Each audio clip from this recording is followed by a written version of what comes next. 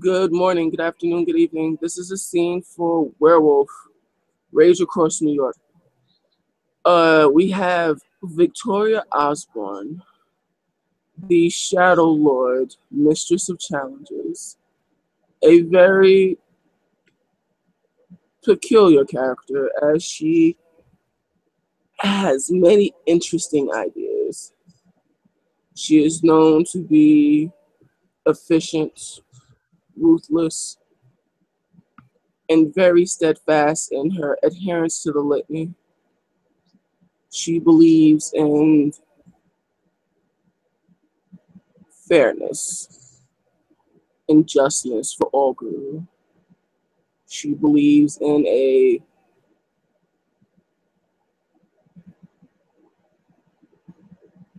future where Guru can be able to one day put a stop to the worm. She believes that it's something that can be done and something that is possible. But in order to do such things, the spirits need to be willing to aid. The spirits need to be of one accordance. When one particular member of the tribe goes so far and so fast to do certain things, something must be done. So Victoria is going to speak to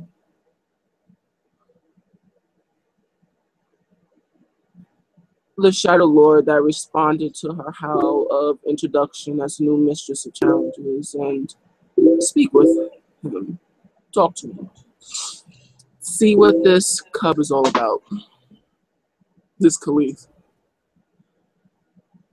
as she makes her way to his dwelling spot. Victoria would know that Sam has been spending a lot of time, actually, about the entire set. He has almost tirelessly been attending to the spirits of the sept. And when he does it, it does not seem as though he understands the needs of his own flesh, even. He doesn't seem as though he understands he has to eat, rest. He needs to take time to pause. Sometimes he actually has to be reminded by his packmates because he gets so involved in making sure that any need that the spirits have while he is available and at the sept, and not socializing or teaching others rituals or seeing that they're attending the proper spirits for gifts or attending to chiminage or seeing to the spiritual needs of others.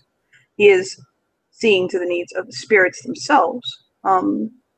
Victoria would notice there are times when, for instance, he takes off his shoes and will walk across certain areas of the bond barefooted. She'll notice that he's planting flowers that attract butterflies and hummingbirds. She would notice that he's feeding stray dogs, that he will wear certain colors, specifically changing out of outfits. It almost comes across as peculiar until she realizes that he's a Theurge, and he's just simply doing the spirit's bidding. If she approaches him in the Umbra, she would notice that around him there tends to be the scent like a storm is rolling in. And when he moves and when he speaks, there's almost a small rumble that accompanies it. His eyes, his brown eyes, almost have a bluish underglow to them. She noticed that every once in a while it seems as though the hair on his arms is standing up. And she can almost instantly tell that he is strong. He is of the blood of storm spirits.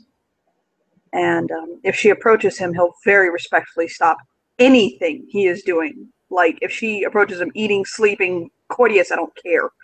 He will stop immediately, bow very low to her in submission, as low as a Shadow Lord possibly can without digging, and say, you honor me with your presence. She looks at you, looks you over. It's good to see you. I need to talk to you. From his prone position, because she has yet to tell him to rise, he nods his head. As she looks at him and says, "Oh, He'll get up immediately. Sit respectfully. She sits beside you. I'll be frank. One of our tribe has done something egregious.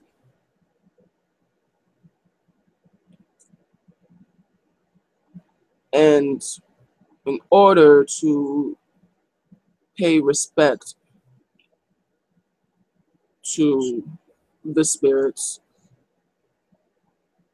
and make sure that proper chimrage and proper reformation is done, we need to go and speak with Grandfather Thunder and ask his forgiveness. Will nod. It seems that one of our brothers in the sept has offended Unicorn. He looks as though he didn't know that was possible. Offended Unicorn and has yet to apologize and has brought great shame to the Shadow Lords here. I learned this from the Tail Singer.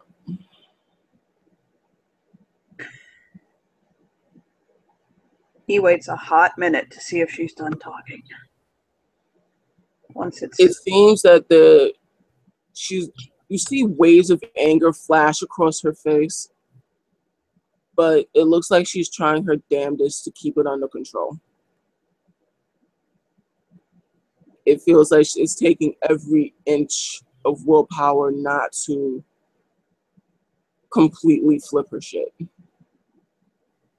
If I may be so bold as to ask you 2 questions, mistress, so I understand this situation better. Go ahead. The first is,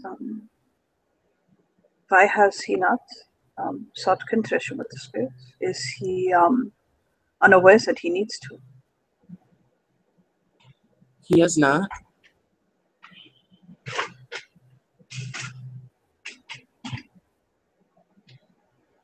In my last sept, in the sept of the night sky, one time, there was a Shadow Lord that offended the spirits. And he did not make contrition. And he was aware that he needed to. And I watched as the Margrave Konetskovia called down the power of Grandfather Thunder himself. It was a trial by fire. He said that if he survived, he would be given the privilege to apologize. My wish, as she looks at you, taking heed to your word, my wish is that the anger of Grandfather Thunder not be visited upon all of us for one guru's misdeed and misdirection.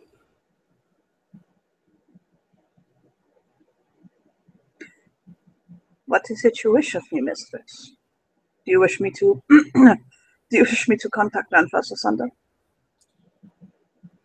I wish for us to go and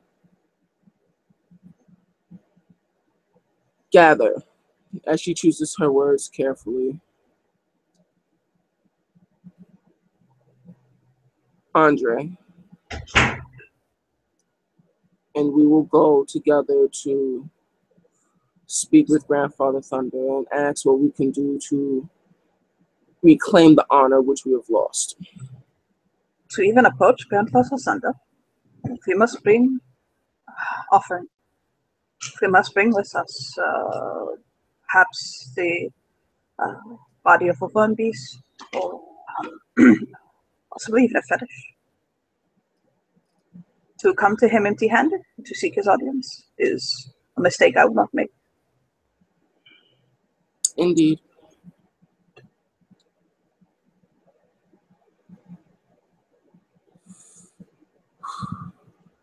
But Grandfather Thunder strikes hard, and he strikes fast. This, if Andre's pride and arrogance has prevented him from seeking the confession of the spirits, this could be devastating. But perhaps that is not bad. Sometimes young Shadow Lords need a little bit of guidance. I will not seek to coddle him. I only wish that those that have suffered be given proper due respect.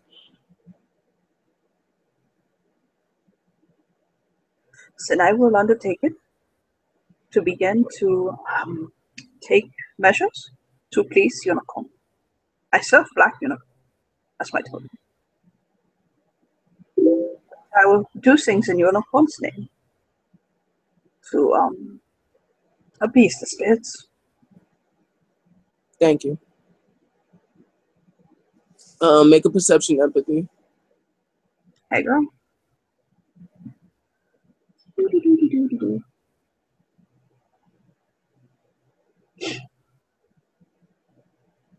One success. That's enough. It seems like she's done her damnedest to cover it up, but you get the very smallest trace of redness in her eyes. It seems like this is taking her.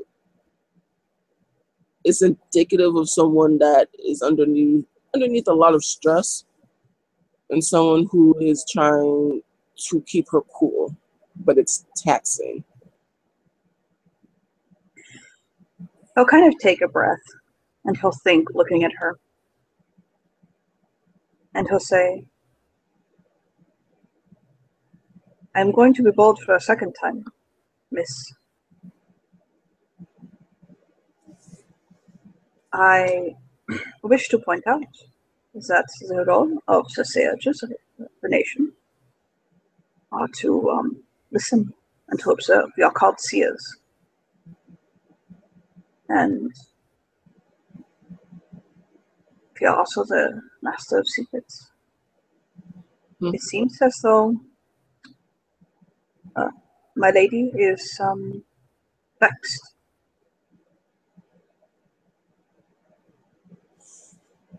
She looks at you and she says, in a very stern way, I'll be fine once this is taken care of. Listen, I will do everything I can. Thank very you. calmly and kindly, but still in that Shadow Lordly way. Mm-hmm. She'll get up from her perch, look at you, offer you a brief smile. It's kind of a Shadow Lordy kind of smirk. Because Shadow Lords don't actually smile, they smirk. So she bids you adieu and walks off. Can I use you for a storyteller for a second so I can start on the unicorn thing? Sure. He'll immediately stand up, and some of the things that unicorn reveres are peace and healing and children and all of those other things of this nature. So he's going to go, and he's going to try to dig up and find, like by asking around and asking spirits and just kind of getting an idea for it. Okay. Of who basically is in charge of like the sept's little kinfolk, like the children kinfolk. You would need the den father. Den father or mother? Who is the den father or mother again? Alan Stewart. Okay. And Night Eyes is the den mother. Both of them are rather hard to get a hold of. I believe out of character that Austin is around now. Can you pull him into the scene then, maybe? I'll see if he's available. Okay. Other than that, while he's basically looking, he's going to basically kind of, because Unicorn likes positivity and niceness, basically, and that sort of thing. Anytime he comes across somebody in the sept, he's basically going to offer them, not like an over-enthusiastic, like, holy shit smile, but, like, he'll offer them, like, a very polite smile and you know, greet them and ask them how they're doing, and he'll, like, he keeps an eye out to do, like, little things to help people. Like, if somebody, like, appears like they need some water, he'll get some water for them. You know, if they need, like, look, they need change or something, you know, he'll give them some money. But basically and each time he does, like, he's thinking of Unicorn and, like, thinking of, like, do you know what I mean? He's kind of, like, beginning to leave the intention so that Unicorn receives it. Gotcha. All right. Give me a.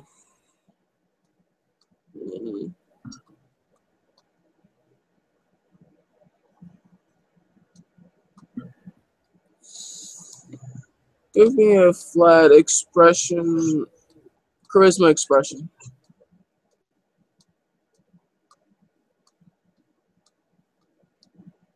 Standard death. Because of the importance in this, I'm going to spend a willpower point because I botched the fuck up.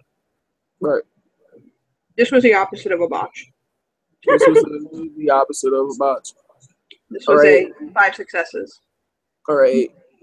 When you go to give your gifts and you go about your tasks, the individuals feel your sincerity, your genuineness. They react rather positively. They thank you. Some are a little shocked that it's a Shadow Lord doing such a thing. But it's definitely received in a extremely good way.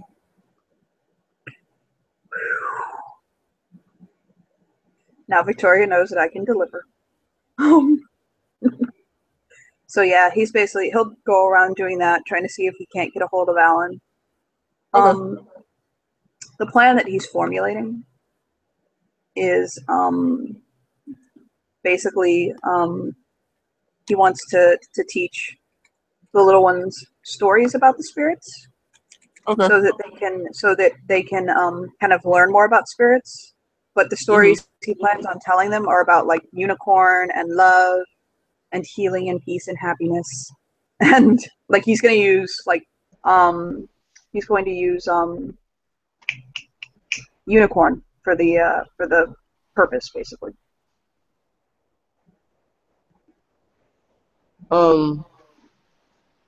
Well, in this scene, currently you see Sam as he's talking to some children, teaching them the tales of Unicorn.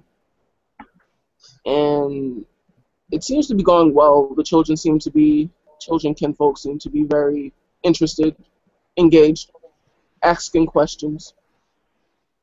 Yeah. But that's basically what he's doing, Austin. You notice that Sam is sitting with some of the only thing is that if he thought that Alan would have preferred that he had asked before he done that, he would do that first. If he doesn't think that Alan would mind, then he would have just kind of done it. But he's, like, kind of very enthusiastically telling them all about, like, Unicorn and telling them stories of Unicorn and how beautiful Unicorn is and how strong he is, or she. You know, we can be gender neutral. And he's basically kind of giving them, like, moralistic tales of, like, friendship and unity and togetherness. and kind of playing games with him that like he'll do this crap for hours if he has to. Like playing games with him that kind of build like fellowship and like trust and stuff like that. So Alan is aware that he's doing that. There is nothing here that offends me, and I've probably been hearing from my own kinfolk that you have been doing as such. Okay. We just wanted on cam that your character's okay with that. This is probably the first time my character has heard about it, and he, from all reports, does not find offense. Okay. Anyway. Nice, Anthony. Nice. So yeah. So he'll have a storyteller overlay, so this is the best you're gonna get. So you know what? It's fantastic. Okay. But yeah, he so that's what he busies himself with for a good bit. After he finishes with all that, after he finishes with running around the sept and like telling everybody like, hey, don't worry, be happy, and then playing with kids for a long time. And I mean, he gets in there and plays with those kids. Okay, like his mother's a pediatrician, so he's used to being around young children. And he'll like roll around on the ground and play with them, and just oh my god, he's like having a blast. After he does all of that, once he's finished, he'll get up and he'll go to basically the wherever there's either a shrine to Grandfather Thunder or a shrine to like the spirits of the sept or things like that. He's going to go, and he'll basically prostrate himself before it, and he's going to pray to Grandfather for to guide him in helping Andre to find the right way, and that he understands that through Grandfather and with Grandfather's strength, he can either help his tribe mate find the right path, or he can set him on the right path, even if it means off this path. That's Grandfather's will, and it will be done. And he'll expend Gnosis to feed the spirits, nom nom nom, and then he's going out for a beer. Fair enough. Alan does not need to be in the scene, apparently. That's cool. Sorry. Did you want to? I'm always happy to hear good things about players playing smart. That's awesome. Thumbs up. That is. Is there something you want to say to Alan so he wasn't like engage him to tell him what you're doing, Johnny? Well, you know what? As he has like a pile of kids on top of him, he'll kind of wave and be like, "We're learning about unicorn." Alan will sort of wave, "Yay! Mind the horn." Oh Lord. But so yeah. So Well, Alan leaves the scene quite delightfully amused and pleasantly surprised, actually. Huh. and like I said, after all that, nobody wants to do anything else. We'll end the scene there. Well, thank you players for playing, and thank you storytellers for telling, and thank you watchers for watching, and we'll see you again. Bye-bye. Yep.